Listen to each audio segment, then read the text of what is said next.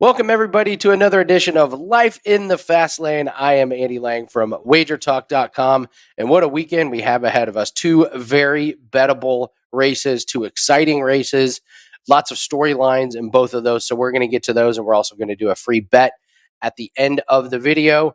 First off, like always, please put your comments. Give me your picks below. Tell me who you like in the Formula One race. Tell me who you like in the NASCAR race. I always like seeing where everyone's head is at, and it always helps me out, and I love going through all the different comments. We had a great week last week, 2-0. We're still at 63% for the season. We keep cruising right along, having one of my better NASCAR and Formula One years. And this week we have a 5% play. It's up right now. You can grab it on WagerTalk.com. I've only had 3 of these since I've joined WagerTalk, and we've hit all 3 of them. So we've got a really good, pardon the pun, track record here. But along with the 5% play, it's going to include all NASCAR plays, all Formula One plays. You're going to get all the plays for this weekend, and my guess is we're going to have quite a few.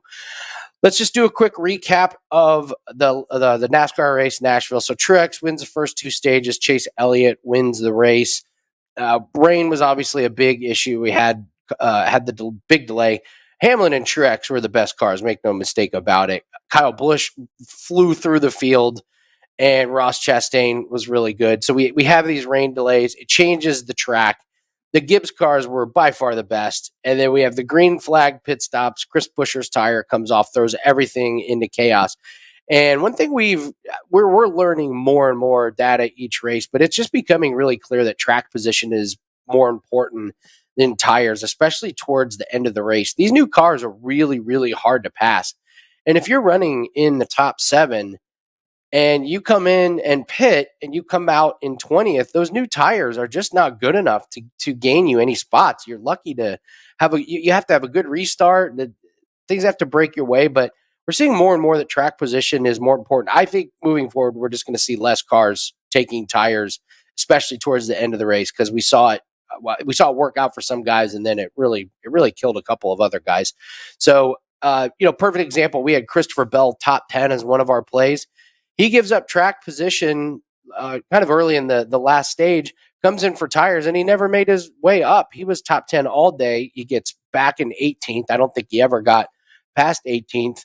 But then towards the end of the race, right before the checkered flag, we have another yellow, and he does not pit. He stays out, gets the track position, and he gets rewarded with a top 10 finish. So if you're just looking for a really good example there, Christopher Bell, top 10 all race, takes tires, does nothing. Then the next one doesn't take tires, gets the track position, he gets a top 10. So I think that's going to be a theme moving forward, especially on some of these shorter tracks. And the road course is really hard to pass. We'll get to that here in just a second. We're going to go to the Ricky Stenhouse Award. This is the unforced error of the week, also the craziest thing or the funniest thing. And we have a very clear winner. Some of the nominees: William Byron has problems with the tire, rain delay, and then on the restart, he barely taps Chase Elliott and his car breaks. He's out, comes back, but he's 38 laps down. His day was over. Corey LaJoie makes a horrible move, comes down on Alex Bowman and wrecks him. Alex Bowman comes over the radio and says, "Tell Corey LaJoie that he's a really good race car driver." So sarcastic and bitter. That was great. Chase Briscoe spins into Ty Dillon, takes them out. And then Christopher Bell, coming out of his pit stall, he runs right into a car that's 2 laps down. That's always good. If you're going to run into a car in the pits, at least make it be a guy that's really close to your position. So Christopher Bell runs into a lap car. Thank God he didn't do any damage. And then during the rain delay, Corey LaJoie hears about what Alex Bowman says about it, and he puts out a tweet, and it's a picture of a T-shirt that just says, "Really good race car driver," which cracked me up. It cracked the announcers up, and this is by far the funniest thing that happened. Corey LaJoie and Alex Bowman are the winners this week. LaJoie runs into Bowman. Bowman makes the salty comment, and LaJoie puts out the T-shirt of "Really good race car driver." Oh my God, was that great? If it was inexpensive, I might have been able. I might have bought it just as a novelty on Sunday because I was bored. So congratulations, Corey LaJoie, Alex Bowman, big winners on the Stenhouse. All right, let's get to the NASCAR race, and then we'll get to the Formula One race. So NASCAR race, They're going to race at Road America. This is a classic, iconic road course that pretty much every style of car has raced here. And this is the Chase Elliott show. Last year when they raced here, Chase Elliott wins, and he was in a tier all by himself. We'll go over the top 5 last year. It was Chase Elliott, Christopher Bell, Kyle Busch, Kurt Busch, and Denny Hamlin. The one name that's missing there is Kyle Larson. If memory serves, I believe he got run off the track, but he was great in that race. So just because he didn't finish top 5, don't think that he had troubles with his car or the track or anything. He was really good.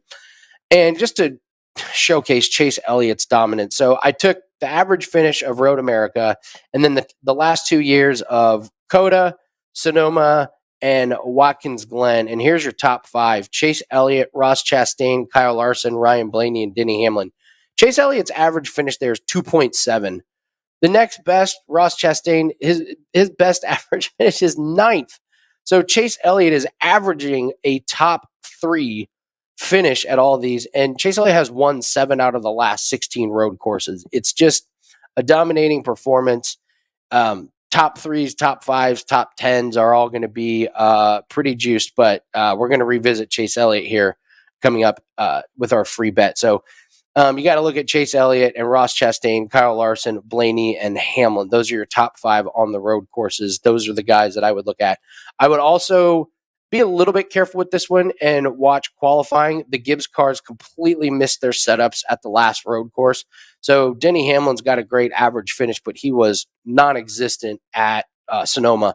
So when we're looking at qualifying and practice, make sure the Gibbs cars are not as terrible as they were last time. You got to believe they're going to make adjustments. But just a little word of warning, I'm not going to get near betting any Gibbs cars until I see something in the practice and qualifying. All right, let's take a trip to the Slipstream, and we are here for the British Grand Prix. And this is at Silverstone, another iconic track, really, really fast track, always an exciting race. So a couple storylines that are coming in here. Mercedes are going to be coming in with some bigger updates. They've got some different front wings, rear wings, changes on the floor. It's been well documented. They're porpoising issues. Hamilton says he's been dealing with little concussions, but they have high hopes. And even Christian Horner said that they should be good. But I think they're going to need to really prove something. I don't think they're near Ferrari and Red Bull. They're probably better. I mean, the fact was last race, they finished up, closer to Ferrari and Red Bull, but without the late caution, they were kind of far behind. And don't forget, we had the reliability issues where Perez and Leclerc was, struggling to make headway, but he came through the field, and I just thought Mercedes were better, but not near Ferrari and Red Bull. So Ferrari says they're going to have updates. Ferrari circled this race and said this is going to be one where we're going to take a pretty big swing for it. Of course, Christian Horner from Red Bull says, "Oh, Ferrari's going to be strong. You got to look out for them." But in my mind, Red Bull and Verstappen are pretty clear-cut favorites. The betting market says they're favorites for a reason. And don't count out Sergio Perez, who has shown really good speed at times. And also, don't forget, Red Bull, they got some revenge on their mind. Last year, Hamilton and Verstappen touch on the first lap, and Max had to retire, and Hamilton goes on to win.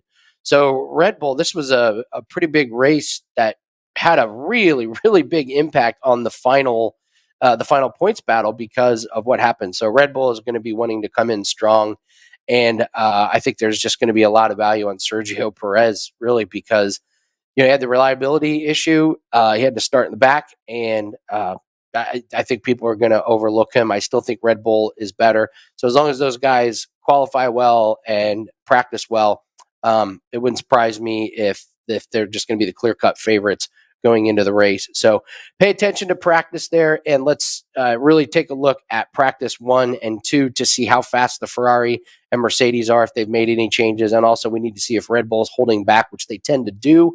But last practice session, they were really fast. Max, I believe, led the first couple practices, which is different for him. So if Red Bull decides not to hold back, we could get a really good view of can Mercedes and can Ferrari keep up with them. So that the practice starts Friday at 8 a.m. Eastern time. So if you're an avid bettor like I am, make sure you keep your eye on those speeds. All right, let's do a free bet. I mentioned him earlier, and you know what? I got to take Chase Elliott. There's different ways that you can do this. So Chase Elliott, I'm going to mention top 3 and top 5. So on the domestic books, Chase Elliott is plus 130. I found another book that has him at plus 160. Shop around. It's super important, as I keep harping on. But I just don't see how Chase Elliott doesn't finish inside the top 3 unless there's an accident that takes him out of the race. This is a guy who is one of the few cars that can drive through the field. I mentioned how tough it's been to pass. Chase Elliott on a road course is one guy that I don't worry about. If he has a bad pit stop, if he has a bad qualifying run, if he gets run off the track and there's no permanent damage on his car, he's a guy that can overcome mistakes. And if he doesn't make a mistake and he does qualify well and he gets out front, look out. I don't see many cars being able to get around him. So I'm just going to make a bet before practice and before qualifying that Chase Elliott qualifies up front. Even if we just get him to qualify inside the top 10, I think this is a good one. And if he does qualify well and does practice well, there is going to be no value in this. So if you think Chase Elliott is going to run away with this race or at least finish in the top 3, grab it now. Don't hesitate. Because if he does well in the practice and qualifying, look out. You're going to this plus 130 or plus 160 is going to be minus 130 and minus 160. So that's going to be the free bet. I don't do outrights. Haven't in many, many years. I think the value has gone on those. So just as a personal rule, I don't bet outrights. He's the betting favorite, and you never want to recommend betting outrights on the betting favorite. But if there is a time to do it, it's Chase Elliott at this course. And if you want something else that you can throw in different parlays, you can look at a top 5 at minus 145 just to give yourself a little bit of leeway. Like, oh, okay, maybe he gets bumped a little bit at the end if they're racing really strong for the lead. So you can throw that in a parlay as well. But for me, I'm going to stick with Chase Elliott top 3. That is going to be a part of the auto racing pack that's up on WagerTalk.com. We got a 5% play, 3-0 lifetime on 5% auto racing plays. Don't forget to leave your comments. Give me your picks. Tell me who you like. And this should be an unbelievable Sunday and a very, very profitable one as we keep our momentum rolling and hoping to add to the auto racing pack this year and the auto racing profit. So good luck. Let's have a profitable weekend. I'm going to see everybody next week on Life in the Fast Lane.